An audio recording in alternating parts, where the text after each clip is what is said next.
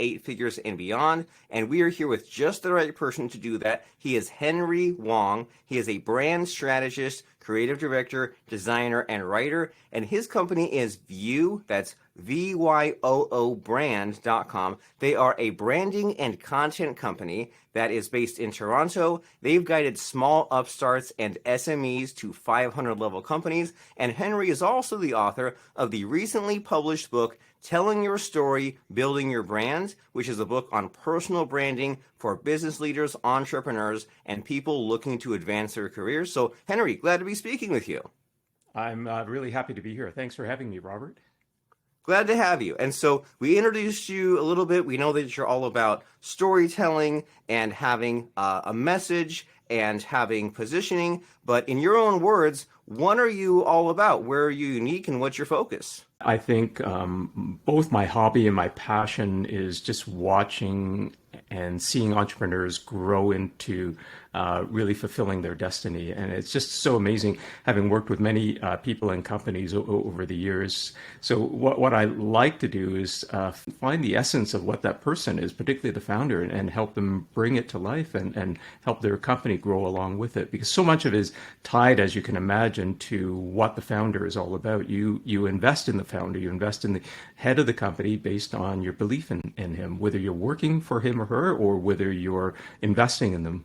I love that. So it is all about the destiny and it's all about their stories. And what comes to mind is thinking about that in sort of different levels, right? Because you think about some of these sort of characters, like say Gary Vaynerchuk. For some reason, it goes back to him many times when there's superficial things, and then there's kind of like the deeper passions. Like Gary Vaynerchuk, they talk about things like he wants to buy the New York Jets, or things like how he goes to garage sales, or is all about the hustle and speaking. And so how do we begin to wrap our heads around this whole idea of this founder's story and positioning and their destiny? Is it some grand epic like passion and mission in life and like life goal, or is it about maybe like the superficial things, like the kind of the oddities, or is it a mix? Or how do we even begin to say like what's the scope of this whole story idea? I think a lot of it, so much of it goes back to much more than a person creating their vision board. So well beyond the superficial, to your point, and very deeply seated in the individual's purpose. And I use the word purpose because it's not so much a mission, because a mission often a set of words of what you've set out for your company to achieve in some way. Purpose is really tied to what is deep seated in your heart. Why are you in this business? What do you want out of life? That your company can reflect in the way you bring it to life, the way you guide everybody, the way you take the company to each stage of growth. So very much, what's the purpose that you're driven by? Some people call it the why, but I like to think of it as, each of us have a purpose in life, whether it's self-defined or imposed upon us. And when you understand that, then that begins to unravel the why and the story that goes along with it, of course. Wonderful. So purpose comes first, and you hear that question sometimes, like, why does your company exist? But then it seems like it goes even a little deeper into, why do you exist? Why were you put on this world, and what are you setting out to do? And so when it comes to purpose, to give us an idea, do you feel like sharing either what your purpose is, Henry, or if that's a little too scary, personal, as far as the companies you've helped, is there a purpose that just really makes the point of what we're trying to accomplish? Perhaps we'll get into the philosophic why of my existence later on. But I like to focus a little bit more on the clients that I've worked with, and some really come to the table half a business idea, but a very fully developed reason for why they're in business. And what I mean by that is that they're often driven by some deep-seated passion to change the world, to write something that doesn't exist, that often just overrides everything else. I'll give you an example. One of the people I'm working with is a gentleman who used to be a doctor in a former life, and he volunteered with Doctors Without Borders, and he, in the villages of India, he saw all the malnutrition and the the battle for proper eating, and it stayed with him. So he went on to business and became a very successful investment banker, but he never forgot what he saw. And that became the defining purpose for a food company that he's created that now has a very affordable, high protein ramen that could be easily transported to third world countries or help to feed the entire country for under $2 for 20 grams of protein. Now, the product itself, I'm describing it, of course, but his purpose and his, what drove him to that was really this deep-seated desire to help change the world. And I think for many of us, we have that, and we often don't recognize it when we come to the table. It may in fact be, we're driven by to make a profit, and that itself can, define what your story is and everything that you're all about. But I think for many of us, we have this deep-seated story that is built into why we came to the table, why we come up with this idea or company, and why are we doing this. Wonderful. And so what would you say are the sort of requirements? Like, I like your saying in this idea that our purpose may be somewhat buried beneath us, and it may be something from years ago and is the reason that we launched off. And I like how in that story, it feels like sort of like an origin story where he was traveling and he was in this other country and he saw this and it sprung him into action. And I'm sure that along the way, he might have done other kinds of research or figured out other sorts of ways to solve this hunger problem before landing on this solution. But it does seem like it's a huge goal, right? That it's like giant in scope. It's not just some like humble thing. It's like, I want to really make my mark on the world in this way. So having kind of have all that floating around in our heads, what does it mean to have a purpose? And like, how do we know if we've chosen one that fits with us and that is big enough? Just what are these requirements? Quite often that purpose is very infectious, meaning that when you can define it and you can tell that story, other people follow.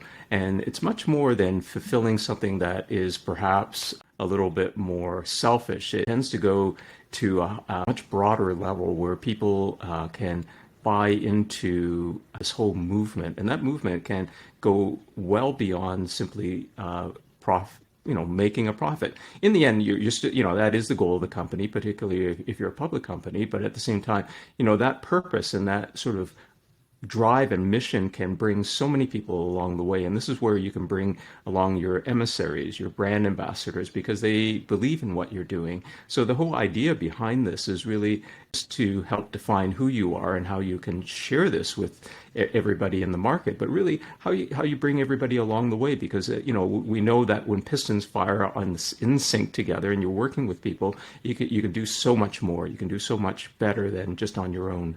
That is a very valuable lesson, that it is not just about you and you need to have this tribe. Or in your book, I know you mentioned about having a cult, and here you're talking about having your emissaries and just having this, not just an idea, but an infectious idea. That way you have other people along the way who will talk about it for you and who will spread the idea and who will help you along and do all those little things that need helping along with it. And maybe where do people sometimes go wrong with this purpose? Are there do's and don'ts? Like you said there that, well, even generating money itself can be good. And I imagine once you generate the money, you can do something with it. But have you seen anyone kind of get purpose wrong? Or when you end up with these clients, do they kind of have not the right idea and you have to adjust it? Just where can we go wrong with our purpose? Yeah, I think it really just comes down to that deep-seated element in your heart. If you don't believe it, other people won't believe it. Or if you're just simply creating this persona where you are have a grand purpose just to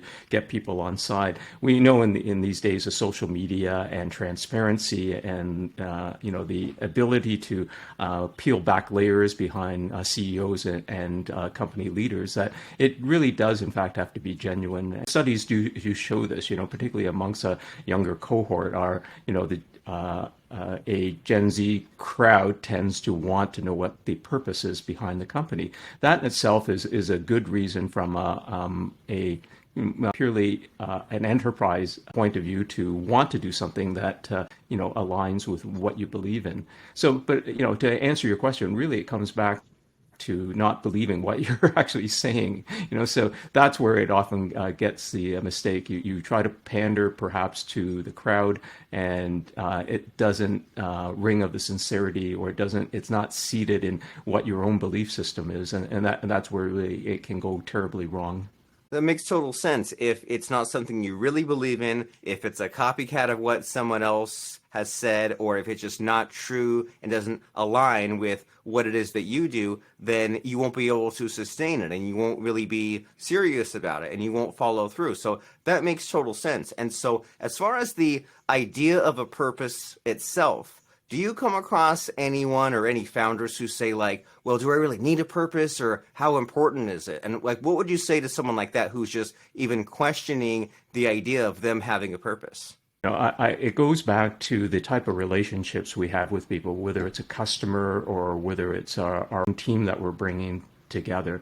And relationships are often defined in really two silos in my belief. One is simply transactional, meaning that I give you something, I give you money, and you give me your labor, or I give you money and you give me your product. That in itself is very based on simply the best price. So what often happens is that if I get a better offer elsewhere in terms of salary, I may jump. I may find a better service that offers it a little bit cheaper, and we all face this. And then, don't get me wrong, money is still an important element. Of course, profit is still important, but where people often have it incorrect is they don't by not defining it, they move outside the wrong conversation. They move outside the type of conversation where you can create value. We know from successful brands that you're willing to pay a little bit more for that premium. Whether it's a little bit more or exponentially more. There's a value attached to it. There's a desire that you can create because you've created this sort of relationship with either your consumer or with people who work for you to believe in what you're doing. So that goes well beyond simply transactions and dollars and cents. It becomes a much deeper love relationship. And this idea of having a transactional relationship versus a love relationship, it's something I think we all think about it at some point, right? Especially with social media. And something that has been on my mind lately is that, well, some relationships like can be one and can be the other, right? Like it's easy to say, well, I value every single relationship, but we have some of those kind of distant friends or some of those vendors where it just makes sense and it's simpler for it to be transactional. But then if it's all transactional, that's a problem. And then perhaps it's also a problem if we're maybe in a friendship that we think is more give and take and love based, but the other person thinks it's transactional. So is it okay to say, or safe to say, that maybe we have a blend of both? Maybe some relationships are transactional and some are love based? Yeah, I mean, if you're looking to create value around your company, that premium is particularly important. And there's, as many of perhaps our audience have found out who've gone through this, when you bring your company to market to perhaps sell, you look at the value of the assets, you look at the value of the accounts or the sales and so forth. You work out a certain valuation based on a formula. Then there's always also an element that tends to go outside of that, which they refer to as a goodwill or simply the brand value. And that's a little bit more undefinable, and it can add such a huge premium or a smaller premium to the value of your company. So it's really up to you to help define that. So where we go wrong in what you've outlined potentially is that if the misfit of that type of transaction or that type of relationship is off, then it really can create happiness on the part of one of the parties.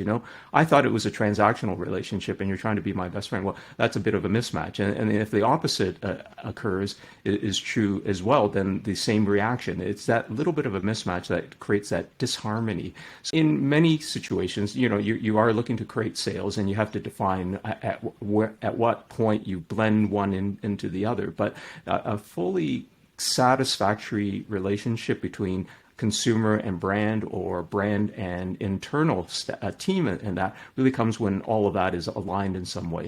And I do want to go back and say that, making a profit is not wrong. I want to get that picture across, because if the story or the mission is to make money, as long as people know that, then they can get behind it, because that's their belief system. Where it goes wrong is where the belief system or that belief in what that transaction is misaligned, that it goes awry, and people find that disharmony and unhappiness in dealing with you. That makes total sense, that we need to be authentic and have that alignment of the brand wants the same thing as the consumer, or they know what that relationship is. And so you have done so many things, right? You built companies and you sold companies. So can you tell us about some of your business ventures? Is there anything from your ups and downs along the way that you think can be really helpful and valuable as far as some of these ideas, right? Of having the purpose and the story. And then also, this is the Scaling Secrets podcast, so we're all about like building and scaling a company. So what comes to mind just as far as a fun story you feel like telling from some of your business adventures and misadventures? I ran an agency before, and we were growing so fast, adding so many accounts, and at that point, you realize that you have to hire. You have to be able to service the business, of course. And what happens, and this is where I really began to understand how important purpose is, and understanding really the culture of the company. So at the time, what we ended up doing was just simply hiring to fill the position. They had a set of skills, they had a good pedigree, but what we didn't do was really assess how they might fit in with the culture. Are they aligned with the mission or not? So we grew, more than 100% in terms of size of the company, but we brought in a lot of people who didn't align with the original way in which we had set out to have the company. And we see this quite often. The smaller company grows big, and it goes, oh, it's not like what it used to be. And that's often the case, because you have brought in people who simply fulfill a function, but don't necessarily fulfill the mandate or the purpose of what set out to do. So fun enough, with that agency, I ended up, selling it and moving on, and taking on different partners and so forth. 6 years ago, I started a new venture where I scaled everything down just to go back to what my purpose was, and that was to only work with companies that have a purpose or impact on society, a positive impact. And that's really informed the way people have come aboard, the people I've hired who really believe in that we're, doing good by the skills that we have. But also it's attracted a number of types of clients and a set number of types of businesses who want to work with us, because they're very much in that same space. So it goes back to what you're saying, that alignment is just so wonderful that there's very, very little disharmony in that relationship. It becomes much deeper as a result. So I think that in itself is really important if you're looking to scale, is to ensure the people you bring on can realize the vision that you have. Don't just simply have them fulfill what you are looking to do from a job function, but ensure they match up with the culture and they align with that. So hiring, I think, is really important, because as we've talked many times with people, that the whole idea of hiring is probably, because you're dealing with human resources, is probably your number one asset. So focus on that.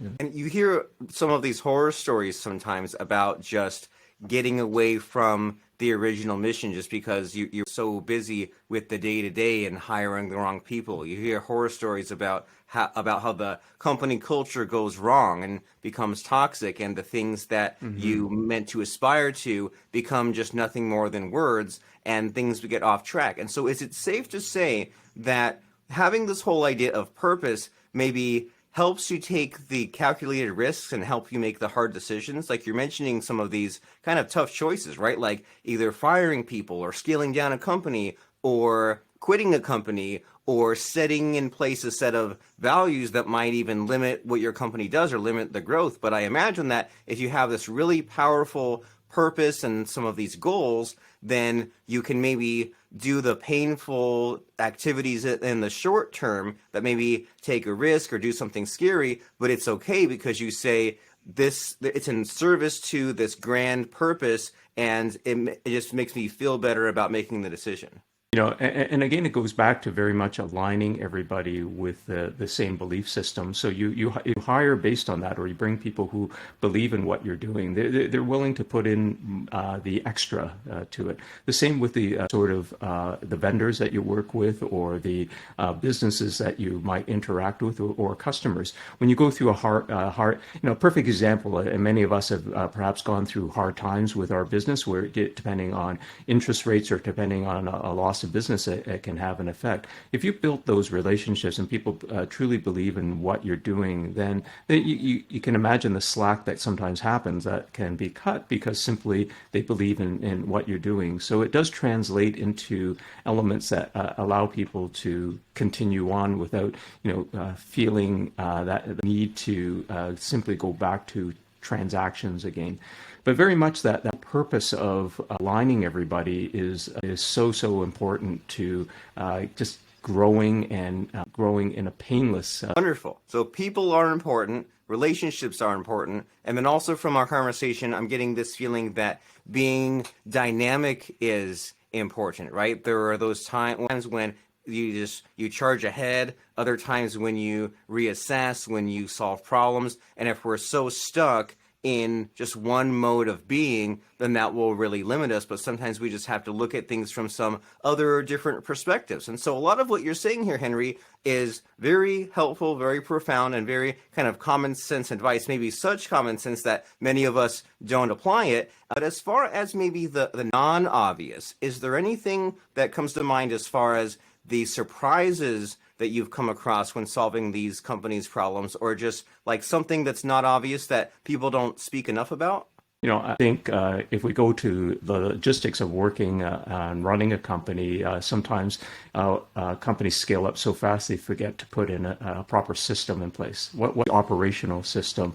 And we see this a lot, particularly where the founder, and I've suffered this myself, where everything is all on the shoulders of one individual because of, let's say, their creativity or their ideas or their thinking in itself. So how do you replicate that? How do you create value against it? Because if you remove that element, you remove that person, is the value of the company still there? So I learned the hard way that it was very important to put a proper system in place, processes, methodology that you could, brand or put people behind, that anyone be able to fulfill it. So while you may be the founder and you have a certain way of doing things, it's important to impart that. So creating that sort of methodology and system from beginning to end, in terms of whether it's product creation through to sales and the way you treat people. Put it down on paper, because it becomes the Bible. We see this in religion, of course. We had one individual who had ideas for how life should be. It was really his disciples that we were able to carry it forward, because he put together a Bible of sorts for people to be able to follow. So it's the same sort of thing with business, and we often ignore that. We grow so fast and we forget about the fundamentals of just simply running the business in a methodical way. I love it. So that way the business does not depend on just the way that things have grown into, and the business does not depend on that one superstar, and the value of the company can remain the same. And then as far as getting some of these systems documented and built and repeatable, is there any sort of resistance or difficulty in getting it just right, getting it in like just the right size? Is there these problems of like the operations being too well documented and becoming something that is like super long, no one pays attention to, or the systems are like documented in a way that they would like it to be and does not match reality? In other words, do you just come across any of these just hiccups in getting the system documented and in place? Yeah, I've seen this time and time again with my own business as well as others. You begin to map out, step by step. Here's how we put together even a document. Here's the processes for it. Here's even from a brand side, here are the fonts we use, and here is the way in which we write and the tone in which we write it. It can for some people become a bit regimented, but it's really the spirit of it that you're trying to ensure that people follow, that there is something in place that you can turn to, in a way, settle any sort of disputes or disagreements with it. Well, what often happens is going through that process is wonderful because it determines who actually fits within that. And we often see this, people ignore the rules. And it's not that you're trying to create a regimented set of guidelines that people must follow like law, but it does need to set in terms of the spirit of what the company you've created. And those that often will sit outside of that are very, very noticeable. There are many gray areas that you find, but that is fine as long as the intent is good and there. And where it does fall apart is where people can't buy into, and that's where the whole purpose again comes in, because if they're not aligned to it, then of course the rules feel very uncomfortable for them to follow. That makes total sense. So don't make it fun and have the buy-in, get people using it. The idea itself on paper, if it's just flat and just exists, that in itself won't work. We need people to get excited and to get energized about what idea is. And so if an organization is just having that problem in general, the lack of excitement, is the solution a purpose, or do you have any sort of go-to if the company, if the energy is not there, if maybe it once was there and it's like things are just not quite the same? How do we get the magic back? Yeah, that often goes to a very deeper analysis, doesn't it? Because sometimes as business owners, we have no idea what's happened. This isn't the company that I started with. These aren't the people that, we used to have fun and what's happened. So I think that deep analysis is necessary, because sometimes it's just the business has grown so much that we used to work 7 hours. I used to, give employees Friday afternoons off, and now we're working 10 hours a day and into the weekend. So what has happened? I think that some things are very apparent like that. Others can simply be a little bit less understanding. And again, I don't want to focus too much on this whole grand purpose, but sometimes that's exactly what has happened, is that you've lost sight of what the purpose is. For me, for example, I only want to work with clients that will have a positive impact on the world. Along the way, I've taken on clients, because there have been times that, of course, you have to pay the bills and make payroll and everything, but I've taken on business that didn't necessarily align with that, and that created a lot of unhappiness for people. So as I matured and understood that, it allowed me to make those decisions that I needed to make in terms of hiring or bringing on clients. Amongst my group, I've become somewhat well known for firing clients, not so much in a harsh way, but just finding a way to exit because they didn't align with what we had set out to do. So that unhappiness that you've talked about can often again go back to that simple element of why we're here, what is the purpose that we're looking to serve. And if we've moved outside of it, then that realignment can often help, and that open discussion with people. And business, as we know, is quite like marriages. Those relationships you have internally are quite like marriages, and sometimes you have to bring a third party in, or sometimes you just have to sit down and communicate and have an honest one at the same time to see what has maybe transpired and gone a little bit wrong. These are some deep thoughts, and you've clearly done the work, Henry, as far as figuring out your own purpose and like you say it yourself. We keep going back to that term, but it's so important. And you figured out what you will do and what you won't do based on some of these past experiences. And what are you currently working on? Do you have any current problems, worries, things that you're aspiring to? What is in the near future and far future for Mr. Henry Wong?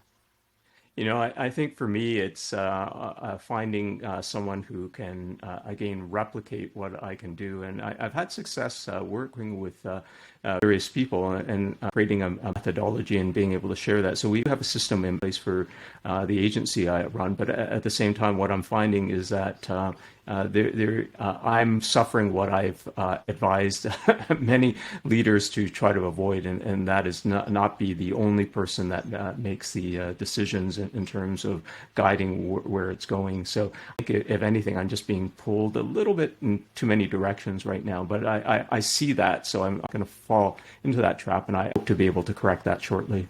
That's the ultimate question right there is how do you replace yourself? It's one thing to make those hires and to have some people on your team to do these things that you can't do. But when it comes to those things that you say, I'm so good at this, I want to replace this piece of me and that piece of me, that can be, I'm sure, a very long and difficult journey. But we're all on the Scaling Secrets podcast, and we're all about scaling. And if it still depends on you, if you become that person you described earlier, where the whole company revolves around you and can't exist without you, then haven't you built yourself another job? And that's definitely not a place we want to be. We want to have a business that scales, so we have options, so that we have freedom. And so if someone out there in podcast land wants these things, if they say, I love this idea of telling my story and building my brand, I love this idea of having a purpose, of having positioning, of just being a better storyteller in general, how does someone take the next step with you? How do they contact you? And what of yours and what websites and things should they be focused on and taking action on?